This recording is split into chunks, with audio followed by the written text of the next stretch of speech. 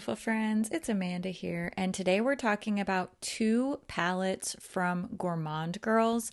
These are both collaborations with Doodles by the Bunny, and they are kind of similar. They came out relatively close to one another, so I wanted to show you a side-by-side comparison with these and just help you decide which one might be a better fit for you, for your style, for your preferences. You're going to get to see both of these in action. I'll show you close-ups, I'll show you swatches.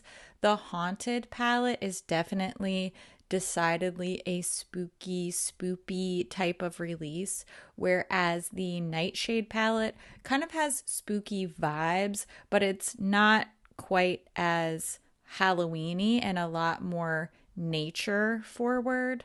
But we do have a sort of similar vibe color-wise, so I just wanted to do a compare and contrast. Typically, I do not like to do comparisons for active current collaboration palettes as a rule, mostly just because I don't ever want it to come across as I'm implying that a collaboration is a copy of an existing palette. I never want to make it seem like I'm dissing any collaborators, and I also don't want to make it seem like I'm encouraging you not to support a collaboration from a fellow creator, particularly small creators, but really anyone.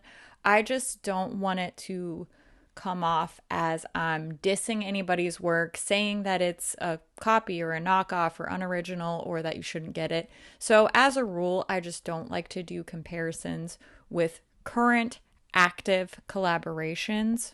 However, I kind of feel like that doesn't really apply in this case because these are two palettes from the same collaborator. So I don't think that the implication will be that this person is copying themselves. If you're picking up what I'm putting down, these palettes are pretty pricey. They're around $55 a piece. There is a bundle where you can get both of these palettes together and you get a little bit of a discount because the bundle with both Nightshade and Haunted is $96. So if you watch this video and you're like, hey, I actually love both of these, I think they work really well together, they're both my jam, then you can save about $14 if you decide to go for the bundle. Now, I do want to point out just one thing, especially because I've seen other people say the same, but my Night Fury shade arrived cracked. Now, I just pushed it back into the pan and it was fine. These are super soft, foily, glittery shadows, so that's something that happens. It's really not a big deal in my opinion. You may feel otherwise, and that also makes sense, totally entitled to that opinion. But I just wanted to point it out since, we're doing a review, we're looking at all the details, we're going to look at these side by side. And here's really why I wanted to compare and contrast these palettes. They do have a similar type of color story, right? We're looking at purple and green with a little neutral and a little pop of yellow. But they are tone-wise very different, and I think layout-wise they've been approached very differently as well. Like, for example, I think that Haunted is warmer in the yellows, greens, and purples. We're seeing a lot more warmth coming through, whereas with Nightshade, it's definitely more on the cool side. The Nightshade palette has some more blue-based green, a lot more grayish type of tones coming through in some of the purples there. But, they both have a mix of warm and cool tones. They both have a similar idea color story-wise.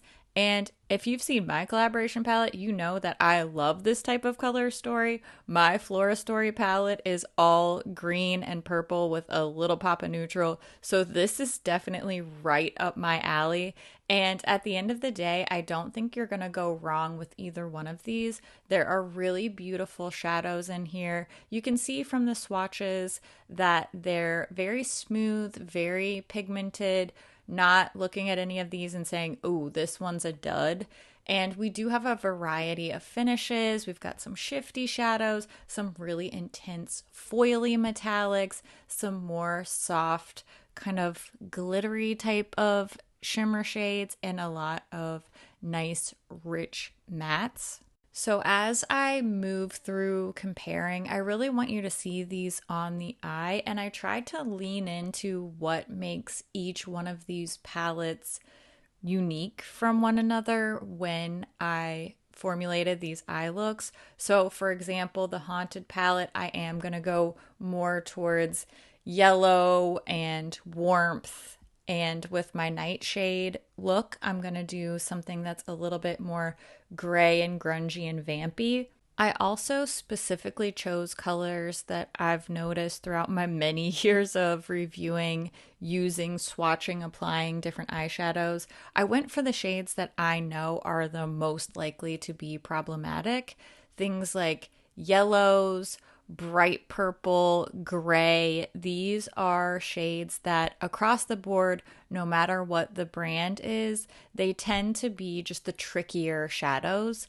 Take, for example, these yellow matte shades. Matte yellows can be really streaky, really wishy-washy. They don't tend to stick to the eye really well. Even with a primer, I have a lot of yellows that just sort of blend away or streak up and just turn into nothing. And I'm really impressed with the performance. I got a great coverage with these matte yellows. They remained bold, smooth, and they didn't streak up on me as I blended them. So that was just a great sign for me right off the bat. I realize now as I'm editing this that I really put these shades to the test by using complementary colors, purple and yellow.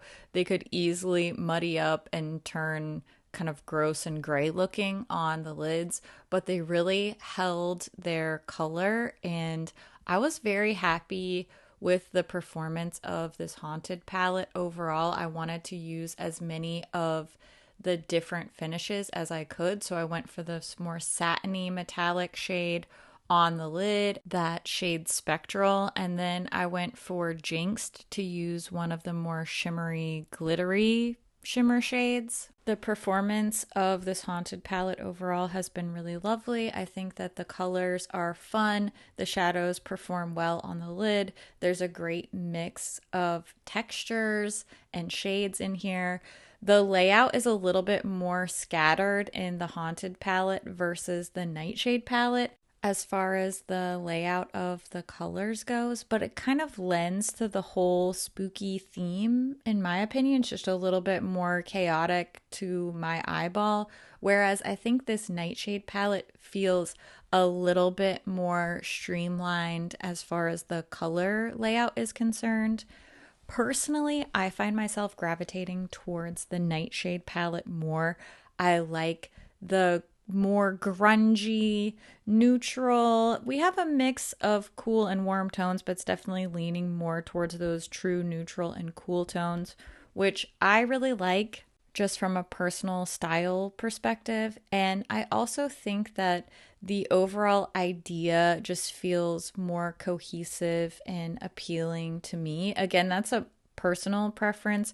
I'm just more drawn towards this point of view, and it feels like maybe a slightly more mature take on the same idea, the same color scheme done two ways. Like the Haunted palette is more spoopy and fun and a little bit more chaotic and a little bit more cartoony vibes with the illustrations and the theme, which is not a diss in any way. I love cutesy things. I love spoopy. I love fun Halloween. I am here for all of it. I think it's adorable, but I really like the more sleek. It's still a fun palette. It's still a colorful palette, but it has more of a sleek, streamlined look to the illustration and the layout. So for me, I'm just more drawn towards that, and I can see myself reaching for that more and more all throughout the year, whereas the Haunted palette I think is really fun to use for spoopy season, and every year in October I'm gonna think about it and be like, oh, fun Halloween palette, I love Halloween palettes. But Nightshade just has more staying power for me personally throughout the year. Obviously, you can use the Haunted palette throughout the year. You can use a Christmas palette in July. You can use a spring palette in the summer. It's just colors. It's shiny things to put on your eyeballs. The theme doesn't matter really at the end of the day. It's more of just what you like, what you're drawn towards, what stays stuck in your brain and you want to keep going back to again and again. So genuinely, I don't think that there's any reason why you have to go and store away your Haunted palette until next October. But for me personally, as somebody who's creating content online, I am more likely to use seasonal items in the season that they represent, just based on the fact that that makes more sense for me for when I'm posting, when I'm testing things. I'm testing what's coming out when it's coming out. So that tends to lead me to use things seasonally often, just for work purposes and because of who I am as a person, so that I can review things properly for you in a timely manner. And you know what? You don't have to do that. I actually don't have to do that if I don't want to, and sometimes I don't. But for me, Nightshade just has more year-round appeal. It has more color story appeal, and I like both of these. They're obviously both really fun, well thought out, well made, high quality palettes.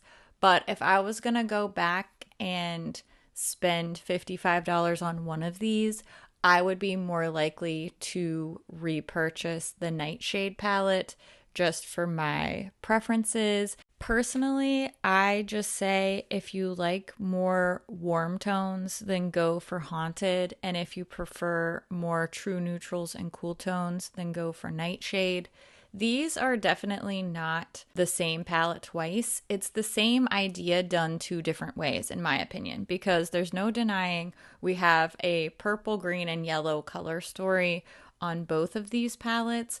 I like the idea of choose your own adventure as far as the tones go and the theming goes.